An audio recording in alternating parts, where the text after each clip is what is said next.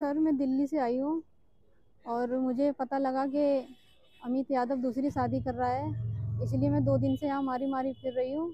और 4 साल से मेरे से दिल्ली में रिलेशन बनाया, मुझे झूठा दिलासा दिया। उसके बाद आर्य समाज ने मेरे से शादी करी। उसके बाद मेरा 1-2 बार अबॉर्शन भी कराया। और शादी के बाद मुझे अपने घर लेके गया अमित।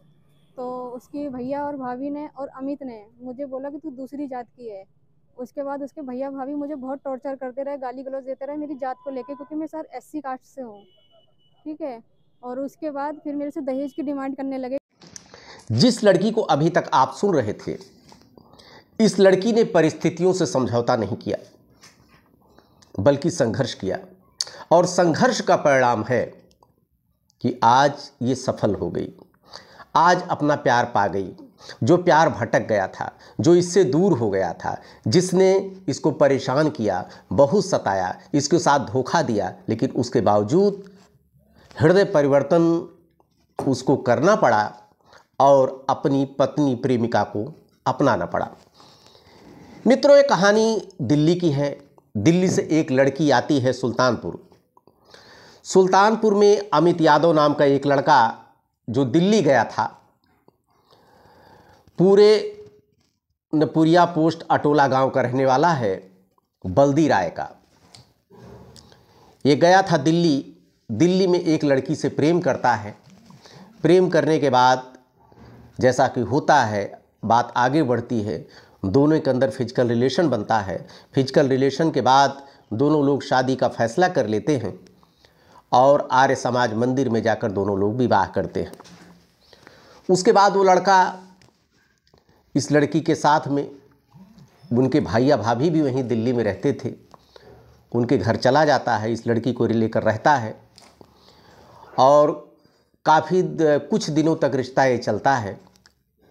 इस बीच में दोनों के फिजिकल रिलेशन होने की वजह से ये युवती प्रेग्नेंट हो जाती है।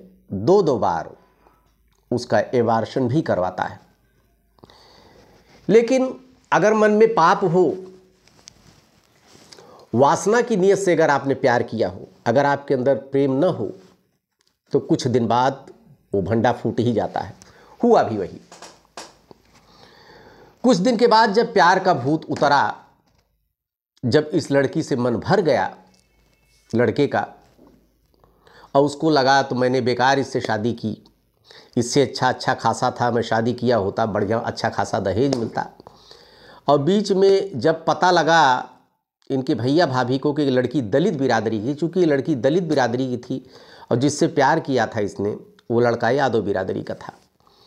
जब इसके घर वालों को पता लगा, भैया भाभी को, कि ये दलित बिरादरी की है, तो उनका पारा और गर्म हो गया। दहेज की डिमांड के साथ इन लड़की को निकालने के लिए भी वो कहने लगे, और भला बुरा जैसा होता है, कहना उसको सुनना पड़ता था। कुछ दिन तक लड़की ने झेला, लेकिन लड़के को जब लग गया कि अब इस लड़की को हमसे पीछा ही छुड़ाना चाहिए, वो 1 हफ्ते का समय लेकर कुंभ नहाने के बहाने वहाँ से चला। उसके बाद लड़की ने इसकी खोजबीन की कि कहाँ गए आखिर। मोबाइल बार बार स्विच ऑफ जा रहा था। एक बार मोबाइल मिला, कॉल रिसीव नहीं किया मोबाइल से, उसने जो है केवल मैसेज भेजा और कहा कि मैं कुंभ नहाने आया हूँ, 1 हफ्ते में लौट कर आऊँगा।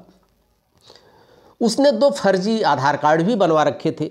एक तो दिल्ली के पते का था जिस पर उसने शादी किया था, और दूसरा आधार कार्ड उसका ओरिजिनल जो गांव वाला था। गांव का आधार कार्ड उस लड़की के हाथ लग जाता है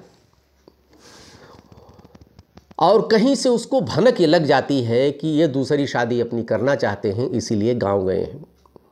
वो लड़की टूटती नहीं, निराश नहीं हुई, बल्कि उसने अदम्य साहस का परिचय दिया। और आज जो कानून प्रदत्त है महिलाओं को, पढ़ी लिखी थी, उसके अंदर उसका बोध हुआ और वो गई दिल्ली में। उसने एफआईआर ऑनलाइन दर्ज किया। एफआईआर दर्ज किया, उसके बाद जो आधार कार्ड था, पता था, यहाँ पर अधिकारियों से कांटेक्ट किया पुलिस, पता लगा कि आपको यहाँ पे आना पड़ेगा। वो लड़की दिल्ली से आ जाती है सुल्तानपुर। सुल्तानपुर आती है, एसएसपी कार्यालय जाती है, वहाँ पर आप बीती सुनाती है। पहले तो अधिकारियों के जैसे जानते हैं कि आप गंभीरता से नहीं लेते हैं बात को। बल्दी राय थाने भी जाती है, वहाँ भी ग्रेड आती है, लेकिन नए नुकार करते हैं, इसकी कहीं सुनी नहीं जाती है। बात मीडिया में आती है, मीडिया में आने के बाद जब ये खबर आग की तरह फैलती है तब उसके बाद प्रशासन चेतता है। एसपी सुल्तानपुर ने बल्दी राय थाना अध्यक्ष को उन्होंने कॉल किया, सारी बातें बताई, थाना भी जागा और उसके बाद आनन फानन में शादी रखवाई गई। शादी वहीं बगल के गांव से तय की गई थी। अभी 25 तारीख को शादी थी शायद। लड़की वाले भी बेचारे अनजान थे, वो लोग भी नहीं जानते थे कि ये लड़का इस तरह की बहुदगी हरकतें करके यहाँ पे आया है। जब उनको पता चला तो उन्होंने शादी से खुद मना कर दिया और पुलिस के सामने ये रखा कि हमारा इतना खर्चा हो चुका है, चूँकि मिठाई का, टेंट का और जितने सब कुछ था, बुकिंग हो चुकी थी, काफ़ी कुछ खर्चा उसका हो चुका था। अंत में पुलिस जब बीच में आती है तो शादी टूटती है, चूँकि लड़की वाले खुद ही मना कर दिए थे शादी करने से कि ऐसे लड़के से कौन शादी करेगा। यही नहीं, वो ये लड़की जो वहाँ से दिल्ली से आई थी इसके साथ खड़े हुए और उसने कहा कि बेटा तुमने हमारी बिटिया की ज़िंदगी बर्बाद होने से बचा लिया, मैं तुम्हारे साथ खड़ा होता हूँ। वो लोग पैरवी में आए, बातचीत होती है पुलिस के हस्तक्षेप से और ये लड़की वाला जहाँ पे शादी इन्होंने दूसरी शादी करने के लिए तैयार हुआ था वो लोग भी साथ में आए। उसके बाद मिल मिलाकर बातें बनाई गई कि जितना खर्चा लगा है लड़की वाले का, सारा खर्चा लड़के वाले वहन करेंगे, यानी अमित यादव का परिवार वहन करेगा। जो दूसरी शादी टूटी उसका भी हर्जाना अमित यादव को देना पड़ा, उसके परिवार वालों को देना पड़ा। और लड़की ने अपने अदम्य साहस का परिचय देते हुए उसके पक्ष में सारी बातें बनी। फिर से अमित यादव को उस लड़की को अपनाना पड़ा और अपने साथ लेकर अमित यादव को दिल्ली जाना पड़ा। उसका प्यार उसको मिल गया। यही होता है कि प्यार में बहुत बड़ी शक्ति होती है, लेकिन अगर सही में आपने प्यार किया है तो अमित यादव ने की तरह अगर हो प्रेमी, तब उसके लिए चंडी का रूप धारण ही करना पड़ता है, जैसा कि इस लड़की ने धारण किया। लड़ी, अंत में अपने प्यार को इसने हासिल कर लिया। सजा तो दिलाने के लिए, चूंकि लड़की के दया पर छूटे हैं, अगर लड़की स्टैंड कर जाती, चूंकि 2 बार उसका एबार्शन हो चुका था, FIR दर्ज होती तो इनकी मिट्टी पलीत हो जाती। समझौता करना ही इनके लिए फ़ायदे में रहा। अंत में समझौता होता है, बात बन जाती है और दोनों लोग दिल्ली चले जाते हैं। तो मित्रों, आपको ये बताएं कि आज के समय में लड़के हों चाहे लड़कियां हों, एक दूसरे के बारे में पूरी जानकारी कर लीजिए।